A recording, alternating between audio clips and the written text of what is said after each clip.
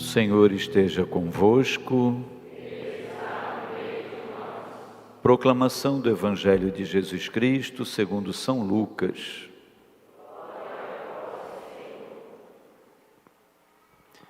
Naquele tempo, Jesus dizia aos seus discípulos: um homem rico tinha um administrador que foi acusado de esbanjar os seus bens. Ele o chamou e lhe disse: que é isto que ouço a teu respeito? Presta conta da tua administração, pois já não podes mais administrar meus bens. O administrador então começou a refletir: o Senhor vai me tirar a administração, o que vou fazer? Para cavar não tenho forças, de mendigar tenho vergonha.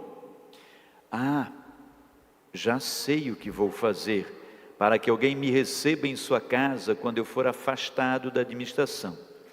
Então ele chamou cada um dos que estavam devendo ao seu patrão e perguntou ao primeiro: quanto deves ao meu patrão?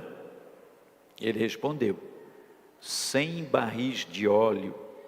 O administrador disse: pega a tua conta, senta-te depressa e escreve 50. Depois ele perguntou a outro: e tu, quanto deves? Ele respondeu: 100 medidas de trigo. O administrador disse: pega a tua conta e escreve 80. E o Senhor elogiou o administrador desonesto. Elogiou o administrador desonesto porque ele agiu com esperteza. Com efeito, os filhos deste mundo são mais espertos em seus negócios do que os filhos da luz. Eu vos digo: usai o dinheiro injusto para fazer amigos, pois quando acabar, eles vos receberão nas moradas eternas. Quem é fiel nas pequenas coisas, também é fiel nas grandes. Quem é injusto nas pequenas, também é injusto nas grandes.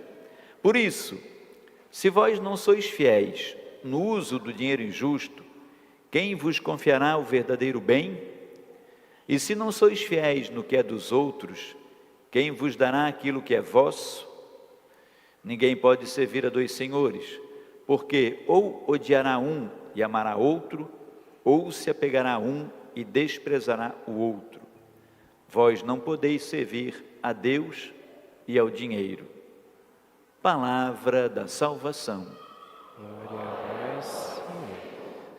Filhos queridos, então hoje, dia 21, a igreja celebra São Mateus Evangelista, apóstolo evangelista. Eu estou celebrando essa missa também em ação de graças pelos meus 6 anos de ordenação sacerdotal. Faz 6 anos que num dia como esse, dia 21, dia de São Mateus, eu era ordenado padre.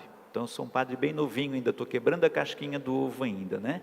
Bem jovenzinho, 6 aninhos de padre só.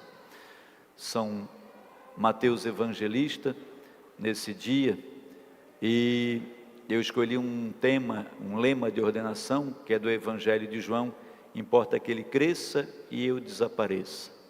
Então eu celebro essa grande graça hoje, na minha vida.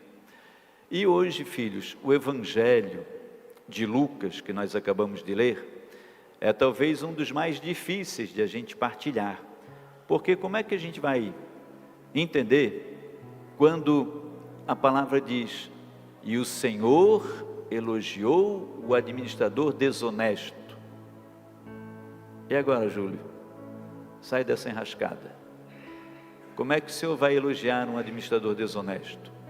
Aí nós precisamos entender um pouquinho, né? Primeiro, o Senhor tem uma chave de leitura, que é o último versículo que nós lemos, que diz assim: vós não podeis servir a Deus e ao dinheiro. Não podeis ter 2 senhores. Então lá no começo, Jesus está com os discípulos e ele conta para eles essa parábola. É uma parábola, né? Uma historinha que o Senhor elabora porque ele quer dar uma mensagem, ele quer ensinar alguma coisa. Então ele elabora essa parábola, essa historinha, para que os discípulos escutem e entendam aquela mensagem que ele quer passar. E dele fala: havia um senhor que tinha muitos bens, contratou administradores para cuidar desses bens. E depois ele ficou sabendo que o administrador estava esbanjando os bens. E aí ele chamou esse administrador e pediu contas. Presta conta desses bens, porque eu vou te tirar da administração, vou tomar a administração desses bens. Quando Jesus está contando essa história, quem você acha que é esse Senhor, dono de todos os bens? Deus. Quem que é o administrador desses bens todos que Deus está chamando agora para pedir contas? Semo nós, Semo. Somos nós somos os administradores. Os bens da criação, os dons, os talentos, toda a criação, o Senhor Deus tem e Ele nos dá como administradores, todas as coisas que temos. E pode ser que um de nós seja denunciado a Deus como esbanjador, estamos esbanjando os bens, quer dizer, não estamos cuidando direito, não estamos administrando bem os bens do Senhor, e o Senhor vai nos chamar para tomar conta, para pedir conta dos bens, todos os bens, inclusive do nosso corpinho lindo. Ele vai me chamar e vai dizer: Padre Sedemir, esse corpinho lindo que eu te dei, como é que cuidasse dele? Por acaso tu fizesse bom uso, maltratasse, levasse ele para fumar, embriagasse esse corpinho que eu te dei, cuidasse da saúde dele, prostituísse esse corpinho, esbanjasse esse corpo, administrasse bem a sabedoria, a inteligência, os bens materiais que eu te dei. Aí aquele administrador, quando ele soube que o Senhor ia tomar de volta a administração dos bens, ia pedir os bens de volta, ele começou a pensar agora, ele fez uma revisão dele mesmo, ele disse: eu não tenho força para cavar, como é que eu vou conseguir trabalhar? Não tenho força para cavar, mendigar para pedir o sustento, eu tenho vergonha. Ele pensou: já sei.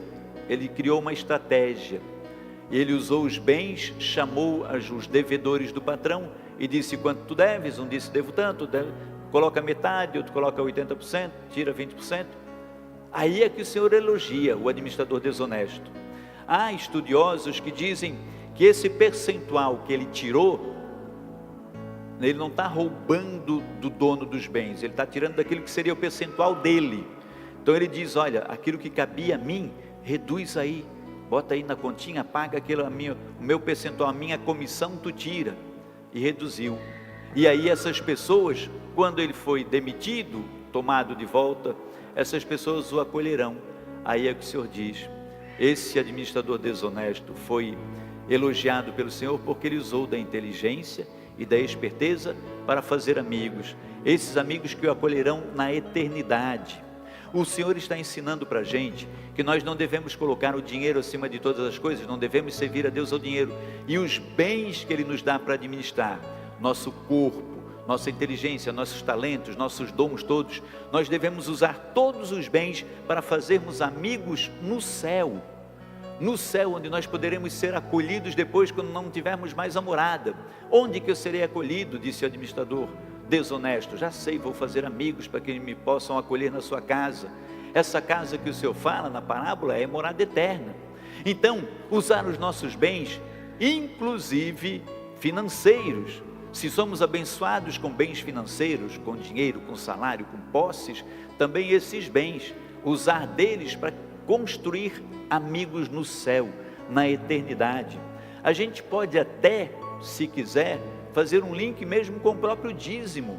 Quando a gente vem na igreja e devolve uma parte daquilo que nós temos como dízimo, a gente está dizendo: olha, eu reconheço que o que eu tenho eu ganho de Deus, Deus me deu saúde para trabalhar, Deus abençoa as minhas empreitadas, por isso eu vou devolver um pouco para Deus através da igreja, para que a igreja se sustente, para que eu tenha um lugar onde eu possa ouvir a palavra de Deus, para que eu tenha um lugar agradável para ir, para encontrar com Jesus na Eucaristia, para me encontrar com os meus irmãos, para servir. Então eu vou ofertar parte da bênção que Deus deu para conseguir esses amigos no céu, trilhar o caminho para a eternidade. Por isso ele fala: não podeis servir a Deus e ao dinheiro. E por isso ele diz: usai dos bens para granjear amigos no céu. O Senhor elogiou o administrador desonesto porque ele agiu com esperteza. Os filhos deste mundo devem ser mais espertos, os filhos da luz devem ser mais espertos do que os filhos das trevas. Eu vos digo: usai do dinheiro deste mundo para que, quando acabar, esses amigos sejam feitos no céu, e lá eles receberão vocês nas moradas eternas. Quem é fiel nas pequenas coisas, também será fiel nas grandes. Porque se vós não sois fiéis no uso desse dinheiro injusto, quer dizer, as coisas do mundo, o dinheiro injusto, os bens deste mundo, se vocês não são fiéis nisso, quem vos confiará o verdadeiro bem, que é a eternidade? Se não sois fiéis no que é dos outros, quem vos dará aquilo que é vosso, que é a salvação? A salvação já é nossa, mas para recebermos essa salvação, precisamos trilhar esse caminho. Ninguém pode servir a Deus e ao dinheiro. Precisamos pensar nisso. A palavra de Deus se confirma no texto da primeira leitura da profecia de Amós. São séculos antes de Cristo, escrito o livro de Amós. E o profeta Amós diz assim: ouvi, vós que maltratais os humildes. Olha, quem não está cuidando bem dos bens dessa terra, você que maltrata os humildes, você que causa prostração dos pobres na terra, o pobre que já sofre uma condição às vezes menos favorável do que muitos outros, você que causa prostração. É como se o profeta dissesse: o pobre, por conta natural, ele já é prostrado, por causa às vezes da falta de condição, de dignidade, e você às vezes ainda causa prostração desse pobre. Quando passará a lua nova, você pergunta? Quando passará o sábado, para darmos pronta saída do trigo, para diminuir medidas, aumentar pesos, adulterar balanças? Séculos antes de Cristo, o profeta Amós fala isso, quando ele diz assim: quando vai passar o sábado para darmos a saída do trigo? É porque nesse tempo, ninguém podia fazer nada no dia do sábado, ninguém vendia, ninguém trabalhava. Então o profeta diz: quando passará o sábado, para que a gente possa vender, dar saída do trigo e adulterar as balanças. Eu estava celebrando a missa ali com o retiro, acabou o retiro ali agora, Emaús, no salão paroquial, fui celebrar a missa com eles de tarde, e eu perguntei, eu lembrava, quem é do tempo da balança? Ia na venda e tinha balança. Levanta a mãozinha para ver se tem gente.